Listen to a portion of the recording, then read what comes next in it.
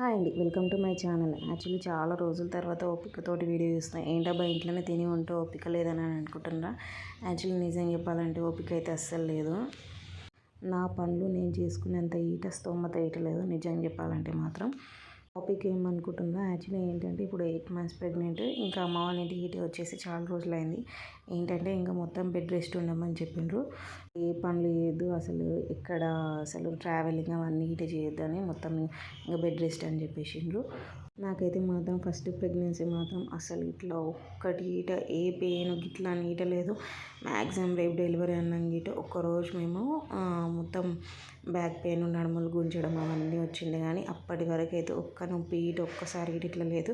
కానీ second pregnancy మాత్రము చుక్కలు చూపిస్తుంది. 9 months అంటుంది. కానీ నాకైతే ఒక 3-4 months వరకు అయితే ఫుడ్ అయితే తినలేను. ఇంకా మధ్యలో ఒక 3 months మంచిగా ఉందంటే చాలు, ఇంకా 3 months అయితే మాత్రం బెడ్ రెస్ట్ అని చెప్పేసరికి కదా నాకైతే మాత్రం నిజంగా అస్సలు ఓపిక లేదు ఏ పని చేయాలన్నా యాక్చువల్లీ ఏంటంటే అప్పుడు ఫస్ట్ టైము అంతా లేకుండే మొత్తము ఇంకా నార్మల్ అయింది. కానీ ఇంకా డెలివరీ తర్వాత ఎట్లా ఫస్ట్ డెలివరీ అప్పుడు నాకు డెలివరీ తర్వాత ఎవరు కామన్ ఇక నార్మల్ డెలివరీ అన్నప్పుడు స్టిచెస్ అవన్నీ పడుతూనే ఉంటాయి.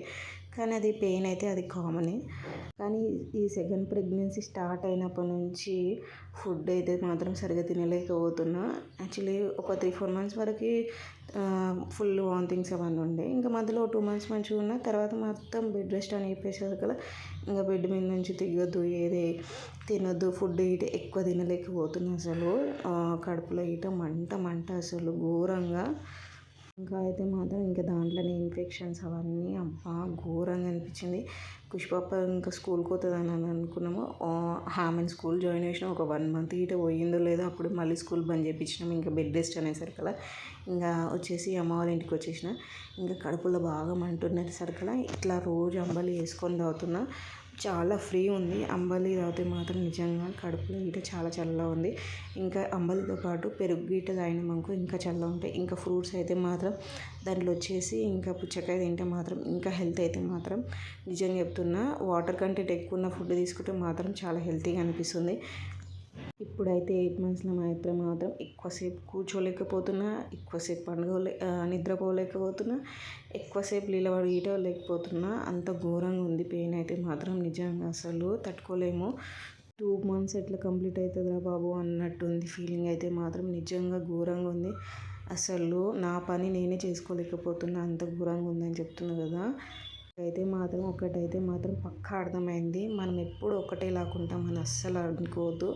ఎప్పుడు ఫస్ట్ మనం స్ట్రాంగ్ ఉన్నాము, సెకండ్ స్ట్రాంగ్ ఉంటానని అనుకున్నా. కానీ తీరా చూస్తే లాస్ట్ మూమెంట్లో ఇట్లా అవుతుందని అయితే మాత్రం అస్సలు అనుకోలేను.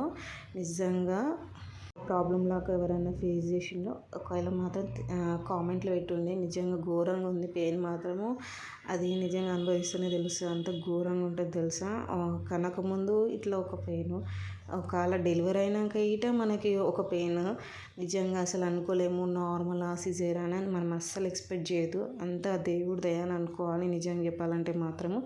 ఇదంతా చెప్తున్నా కానీ నాకైతే మాత్రం ఇంకో భయం వేస్తుంది. ఇంకా డెలివరీ ఇంకా దగ్గర ఒక 1 month ఉండేసరికి ఇంకా భయం వేస్తుంది. వీడియో మాత్రం నచ్చితే లైక్ అండ్ సబ్స్క్రైబ్ చేయండి.